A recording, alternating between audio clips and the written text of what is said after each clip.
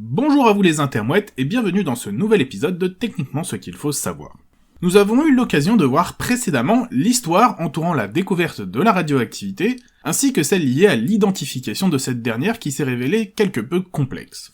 Rapidement, cette découverte mystérieuse a trouvé des applications pratiques. C'est à Marie Curie, qui a trouvé avec son mari de nouveaux matériaux radioactifs, que l'on doit l'utilisation pour la première fois de la radioactivité dans le but de soigner les poilus lors de la guerre de 14-18. Avec les petites Curie, nom donné aux voitures contenant le matériel médical imaginé par cette dernière, il est possible de mettre à profit la radioactivité afin de faire des clichés radiographiques des soldats blessés, afin de soigner des fractures par exemple, ou de détecter des morceaux d'obus lors d'opérations. Cependant, l'utilisation de clichés photographiques présente un énorme inconvénient. En effet, cette détection ne se fait qu'a posteriori. Le cliché photographique, une fois exposé, doit comme toute pellicule photo être développé, ce qui demande plusieurs heures pour transformer la plaque photosensible de départ en une image papier exploitable. Pour avancer rapidement dans la recherche sur le domaine, il faut donc trouver un moyen pour détecter les désintégrations en direct. C'est à deux physiciens allemands que l'on doit la paternité de l'appareil permettant un tel exploit. Ces deux papas sont Hans Geiger, qui imagine le dispositif en 1913, et Walter Müller, qui va en 1928 avec Geiger, qui était son directeur de thèse, réellement mettre au point l'appareil. Ce dernier est le très célèbre détecteur Geiger-Müller, souvent abrégé en compteur Geiger, ou Geiger lorsqu'il est prononcé à la française. Sans rentrer dans les détails de son fonctionnement, il est, comme son nom le laisse si clairement entrevoir, un simple compteur. Il ne fait qu'enregistrer le nombre de désintégrations détectées par seconde, qu'il va alors retranscrire dans un mouvement de l'aiguille, et ce sont 6 caractéristiques de cliquetis.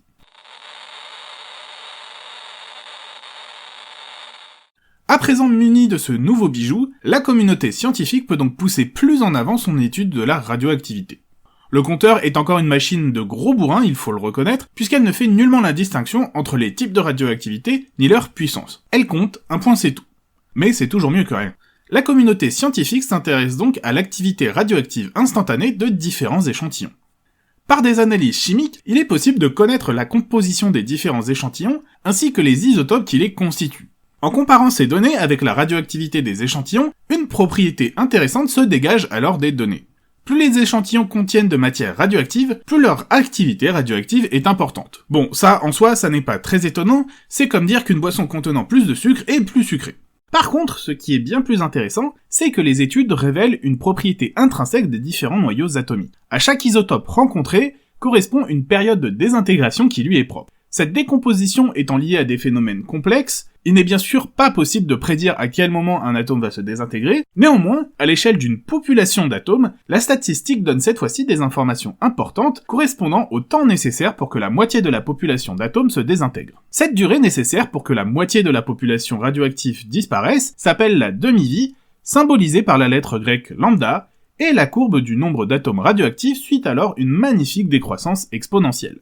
Si cela vous rappelle le jeu Half-Life, c'est normal, puisque son nom provient directement du phénomène, qui par ce jeu de mots tente à signifier que le héros, Gordon Freeman, n'est plus totalement en vie. Mais ça n'est vraiment pas le propos ici, donc revenons à nos noyaux. Grâce à la connaissance de la demi-vie d'un isotope, il est simple, en mesurant l'activité radioactive d'un échantillon actuel, de déduire son activité future et de retracer son activité passée. C'est tout l'avantage des exponentielles, avec un seul point, il est possible avec le paramètre de décroissance de connaître l'intégralité de la courbe. Ne reste plus qu'à trouver quoi mesurer lorsqu'on a un échantillon. Pour tout ce qui est biologique, l'élément est tout trouvé, le carbone. Si l'élément le plus abondant dans les organismes vivants est en effet l'oxygène, cela est directement dû au fait que tous les êtres vivants sont composés en majorité d'eau. Lorsque la mort survient, l'eau va être diffusée dans l'environnement, faisant du carbone l'élément principal de tous les restes biologiques.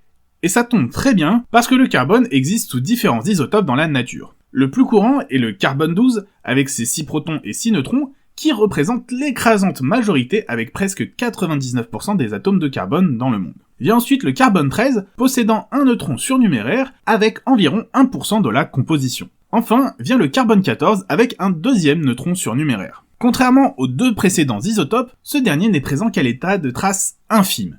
Mais, alors que les carbone 12 et 13 sont des noyaux stables, le carbone 14 est lui un noyau radioactif. Il se désintègre avec une demi-vie mesurée à 5730 ans, et sa disparition due à la radioactivité est en permanence compensée par sa création en haute atmosphère grâce au rayonnement ionisant. Et au final, un équilibre est atteint sur sa concentration partout sur le globe. De plus, ce dernier est assimilé par les organismes vivants via l'alimentation, la respiration, la photosynthèse, assurant ainsi que les êtres vivants possèdent le carbone 14 en même concentration que l'atmosphère terrestre. À la mort des organismes, il n'y a plus aucun système de renouvellement du carbone, il suffit donc de mesurer lors de la découverte d'un échantillon sa radioactivité en carbone 14, qui va alors permettre d'en déduire le rapport de la quantité de carbone 14 restant par rapport au carbone 12. Muni de ce rapport, il est alors simple d'en déduire le temps qui s'est écoulé depuis le dernier contact de l'échantillon avec l'environnement, soit généralement la mort de l'organisme lui-même. Le principe de la datation radiométrique n'est en soi absolument pas plus compliqué que ça. Et si c'est effectivement la datation au carbone 14, carbone 12 qui est la plus connue du grand public, car elle est mise en avant dans de nombreux films, séries et documentaires, il ne faut pas perdre de vue que cela résulte uniquement et directement de la richesse en carbone des échantillons biologiques. Afin de dater des roches, qui sont pour la grande majorité d'entre elles relativement pauvres en carbone comparé aux échantillons biologiques, il faut alors recourir à d'autres couples de radioéléments. Ces derniers doivent être judicieusement choisis en fonction de la composition de la roche elle-même, ainsi que de son âge supposé, que l'on peut en première instance estimer à partir de la couche où elle se trouvait au moment de sa découverte. Bien entendu, l'utilisation de plusieurs couples de radioéléments simultanément n'est pas impossible, et est même conseillée, puisque cela permet sur un même échantillon d'obtenir plusieurs informations différentes qui vont ainsi pouvoir se recouper et affiner encore plus le résultat. Techniquement, ce qu'il faut savoir, c'est que la possibilité de mesurer en temps réel l'activité radiométrique des éléments a permis de grandes avancées scientifiques. Car les radioisotopes ayant chacun une vitesse de désintégration qui leur est spécifique, il est possible, en connaissant ces dernières, de remonter à l'âge de l'échantillon en mesurant la proportion de ces isotopes restants.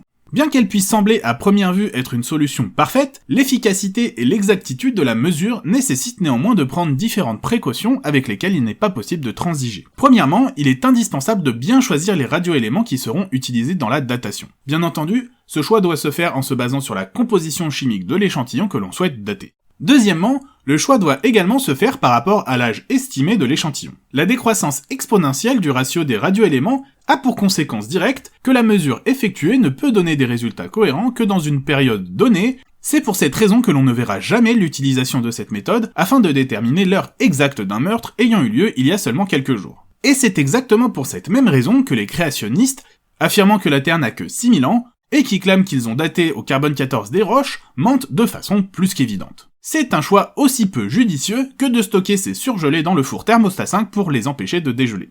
Troisièmement, la mesure effectuée peut être trompée de différentes façons. Il est par exemple tout à fait envisageable de voler une feuille de papier datant d'il y a 2000 ans, d'écrire dessus un testament en prétendant que c'est celui de Jules César. Si la datation est mal faite, en ne cherchant par exemple à ne dater que le papier, forcément ce texte frauduleux pourra passer pour quelque chose d'authentique. C'est pour éviter ces écueils que différents échantillons sont prélevés à la fois sur le papier, sur l'encre, éventuellement la colle servant à lier le tout ou les fils de couture tenant les différentes feuilles ensemble. Chaque échantillon est alors daté indépendamment du reste, et c'est seulement si toutes les mesures concordent que l'on peut alors estimer avec une relative certitude l'âge de l'objet. Si jamais le papier est effectivement vieux, mais que l'encre utilisée est indiscernable de celle que vous avez dans vos stylos, c'est alors la preuve manifeste que l'on a affaire à un faux. Enfin, quatrièmement, la plus grande faiblesse de cette méthode de datation est inhérente à ce qui fait sa force, à savoir les radioéléments eux-mêmes. L'hypothèse à la base de cette méthode est que les radioéléments entre eux ont des ratios constants au cours du temps, dans l'environnement,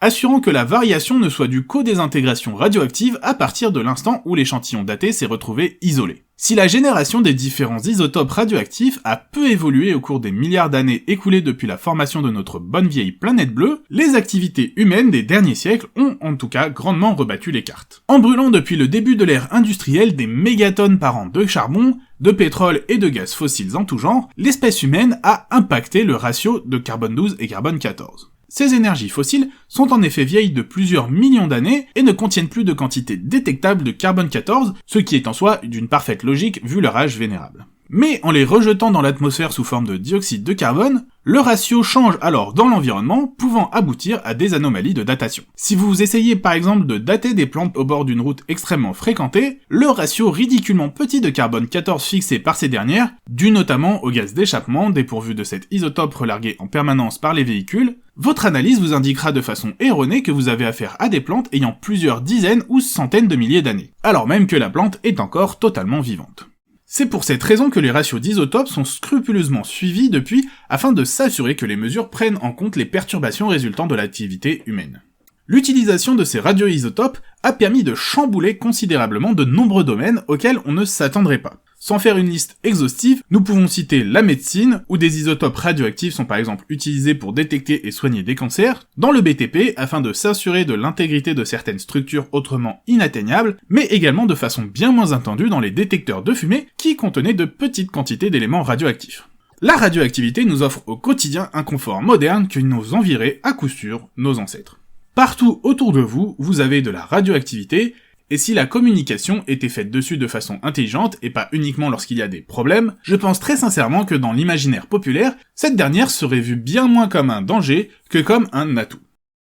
Voilà, c'est donc la fin de cet épisode de Techniquement ce qu'il faut savoir, abordant la datation à l'aide des radionucléides. Comme d'habitude, je vous invite à partager ma vidéo, à la commenter, mais également à la liker afin d'améliorer le référencement de la chaîne. Vous avez également la possibilité de me suivre sur les réseaux sociaux où vous serez informé des épisodes à venir, et vous pouvez également me proposer des sujets que vous aimeriez voir traités ici. Bien sûr, si ce n'est pas déjà fait, je vous invite à vous abonner et à cliquer sur la cloche afin d'être informé des nouvelles vidéos et de ne rien rater de l'actualité de la chaîne.